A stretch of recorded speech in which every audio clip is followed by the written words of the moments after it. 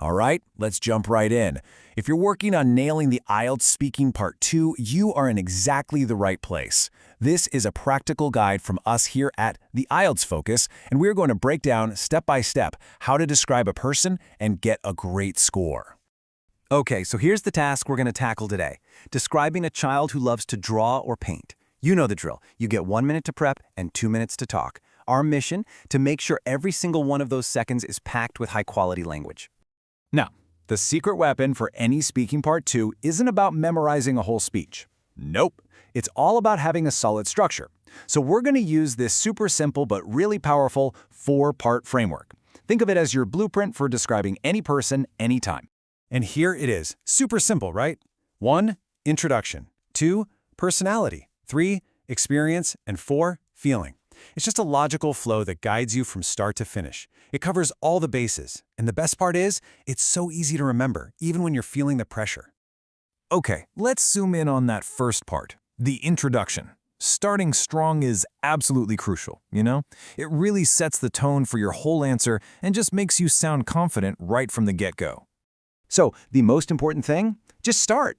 Jump right in. You could say, I'm going to talk about a very talented young boy named, or a very creative girl I know. That one sentence instantly tells the examiner, yep, I understood the question, and I'm ready. Next up, you got to explain your connection. Is this your nephew, your friend's daughter?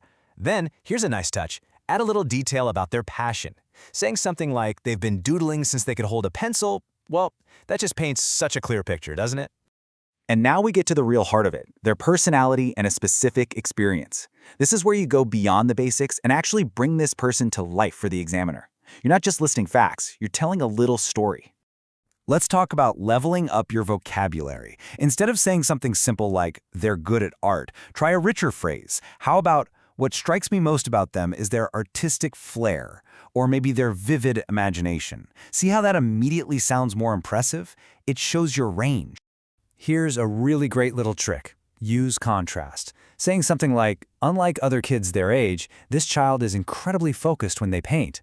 Wow, that really highlights what's special about them. It shows you're not just describing, you're observing. And this is where that experience part clicks into place. Tell a mini story. An anecdote like this one makes your answers so much more personal and memorable. Describing how you were absolutely mesmerized is way more powerful than just saying, they're a good artist. And that leads us perfectly to the final piece of your answer, your feelings. This is so important. Sharing how you feel adds this layer of authenticity and depth. It shows the examiner you can talk about more complex emotions, and that's a huge plus for your score.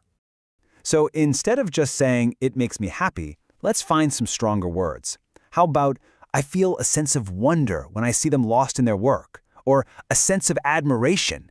It just feels so much more genuine. And again, it shows off that great vocabulary. And here's how you stick the landing. Finish up by looking to the future, using a phrase like, I hope they continue to hone their craft, or nurture their talent. It just provides this really thoughtful, complete ending. It shows you thought about the topic from all angles.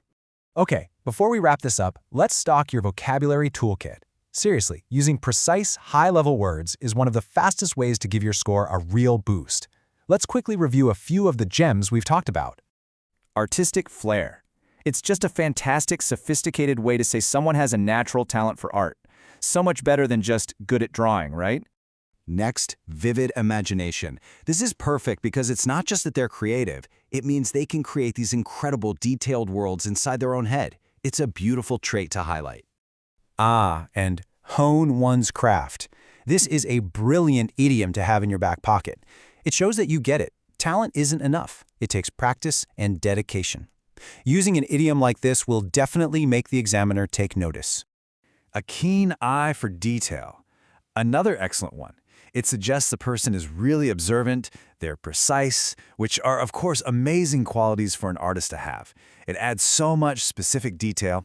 And finally, innate ability. It's a bit like artistic flair, but this one really stresses that it's a talent they were just born with. It's a very powerful way to describe a natural gift. So there you have it. A full framework, some powerful vocabulary, and a clear structure. The only thing left to do is for you to try it out. So, your turn. Take a second right now and think, what person will you describe using this framework? A friend, a cousin, a neighbor? Go on, Give it a shot.